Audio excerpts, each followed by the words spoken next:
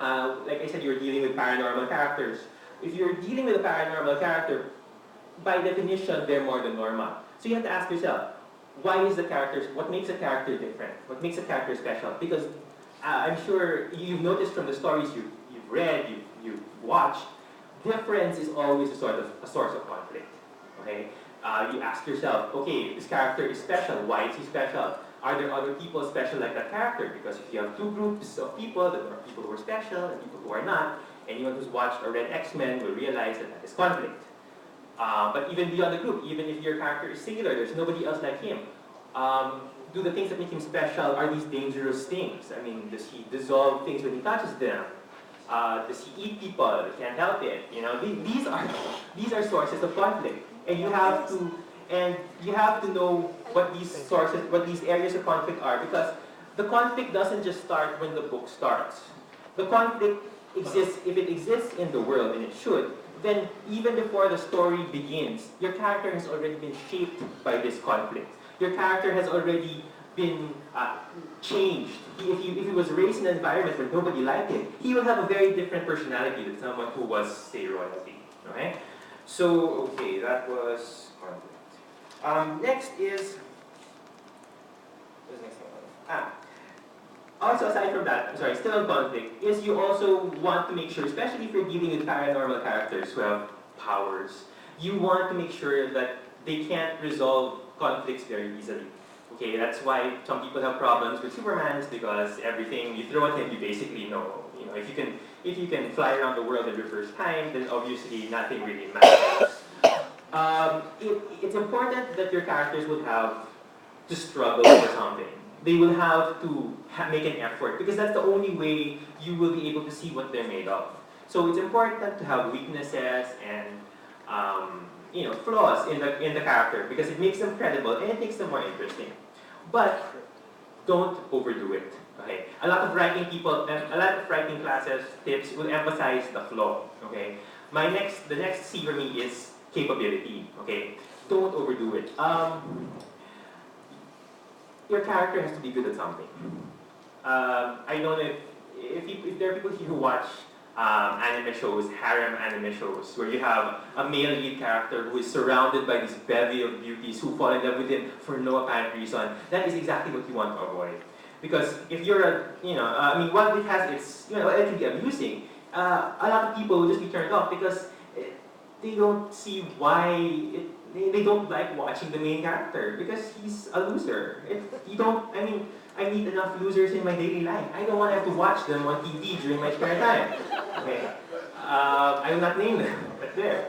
Okay, so there is the problem sometimes is there's so much focus on the heroic, tragic flaw that people forget that a lot of the appeal of a character of a story is watching someone capable doing something he's good at and succeeding. Okay, this is the reason why superheroes are still popular. This is the reason why, going out of the realm of literature, why sports heroes are popular. Of course, there are people who root for the underdog, but most sports superstars are superstars because people like watching really good athletes do something they're really good at and win. It's that simple. And your character has to have that appeal. It doesn't mean your character has to be perfect. Again, that's not what I'm saying.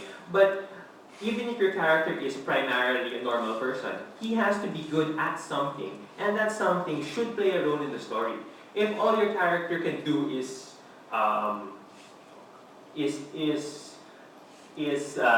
be OC about stuff, obsessive compulsive, and notice these little details, that's what he's very good at, and everything else he's complete coward and everything. You have to place him in a situation where that comes into play. Hence, monk. It's a matter of bringing these strengths into play in a way that will entertain the reader. Right? So there, capability.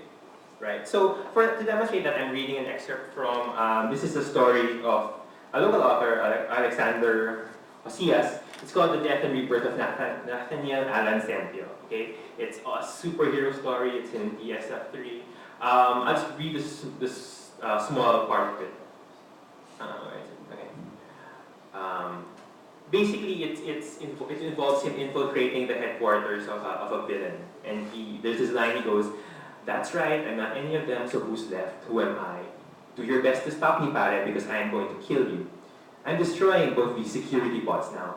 And it goes on that way. It's basically him addressing the villain throughout the entire story, and while he's sort of, nonchalantly dismantling the defenses, he's just, trying to engage, he's trying to taunt the villain. And it gives you the sense of this person is very competent, and you want to see what this person does and why he's that competent, why he's doing what he's doing. And that is appealing. That is something that will make me read. Now, if he was sort of fumbling around and, oh, wait, I'll get back to you, I have to fight this person, it's not going to really pull me in unless it's a comedy story. Okay? So, capability. Next, the fourth C is coherence. What do we mean by coherence?